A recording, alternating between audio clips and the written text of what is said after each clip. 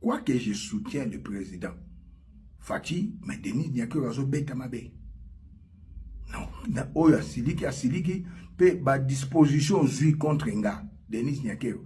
Yeba ke Namboko yo, l'un de tes frères, batindaka ya ambassadeur Afrique du Sud de Boya qui pour balobi ke asalaka na ambassade ya wapi ya Rwanda na Londres. En étant patriote pour son pays, on décida ici à Bruxelles, j'ai eu l'information, je peux dire de qui il est décédé depuis, son élimination, et qu'on est allé à Washington chercher également l'ordre, et il fut éliminé 15 jours après. Et puis je rappelais qu'on est allé chercher alors Joseph Kabila en se disant, ce jeune, on le manipulerait parce qu'il n'était pas il était de nationalité rwandaise et qu'on allait en faire un président.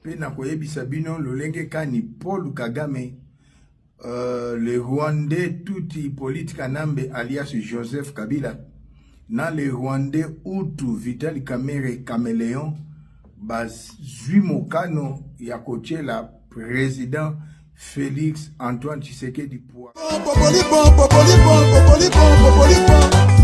Beaucoup de Bapalais, diaspora, beaucoup de Bapalais, combattants, beaucoup de Bapalais, Congolais, au monde entier, dans 5 continents, mon kilimo Bimbabo s'abonner à Congo Dialogue, info la sûr. Et repère ma solo, dialogue esengi boyokani, dialogue esengi bolingani, dialogue esengi tosangana, bisonio soba Congolais, tous dans le monde entier, tous s'abonner à Congo Dialogue info. Et si l'année, bon, moi, si quoi, il y a une idéologie. Francine Ngembe